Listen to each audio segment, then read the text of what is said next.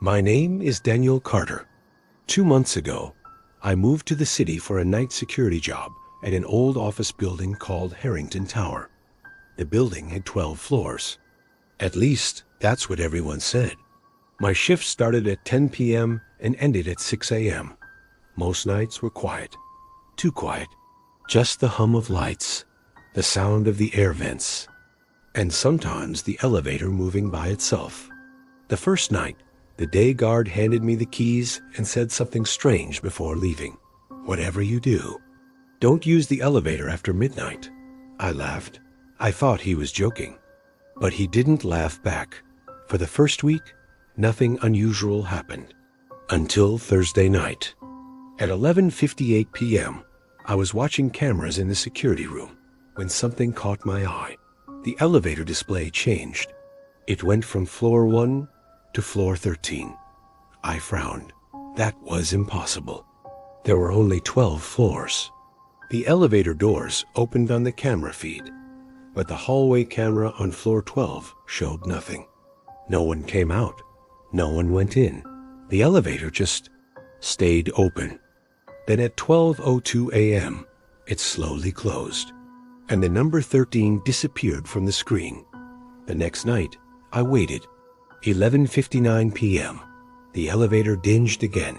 The screen changed. 13. My stomach twisted. But curiosity is a dangerous thing. I left the security room and walked toward the elevator. The hallway felt colder than usual. When the doors opened, the inside lights flickered. I stepped inside. The buttons only showed 1 to 12. There was number 13, but at the top of the panel, a small red light blinked, and suddenly, a hidden button appeared. 13. I hesitated. Then I pressed it.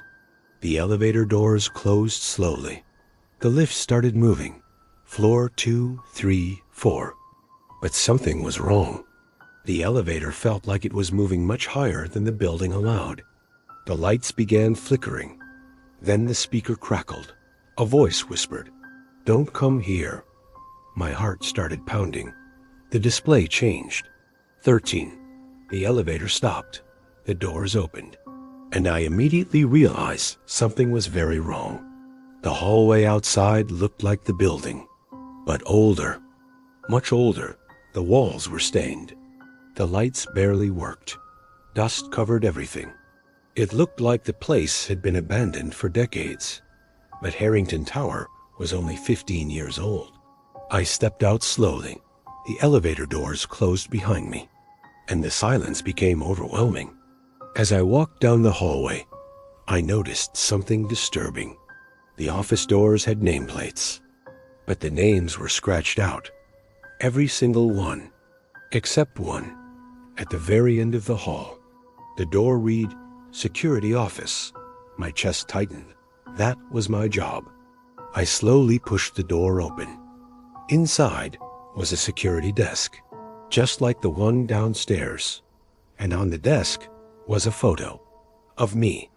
I stared at the photo, confused. Then I heard it. Footsteps, slow, dragging, coming from the hallway.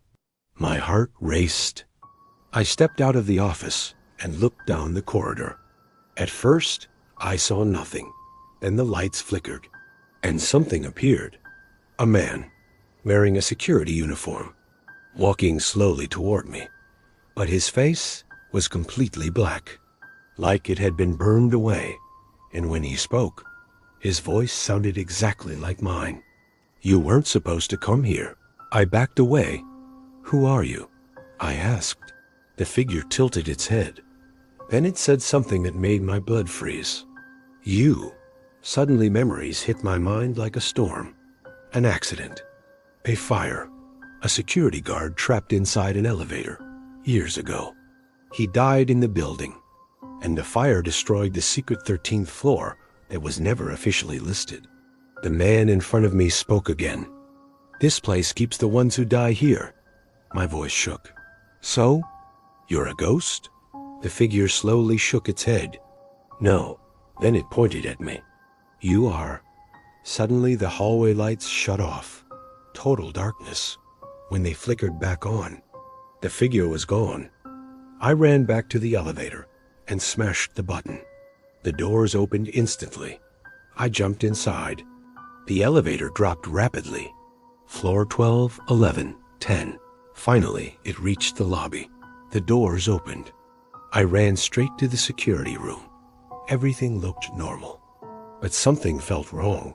The cameras were already recording. I rewound the footage to midnight and watched.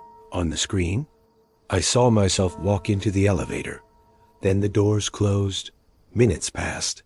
But the elevator never came back down, according to the cameras. I never returned. I checked the clock.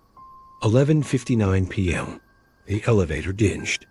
I slowly looked at the monitor. The display changed. 13. The doors opened. But this time, someone stepped out.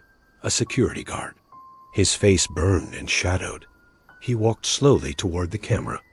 Then he looked straight into the lens and whispered, "Your turn." Suddenly the screen went black.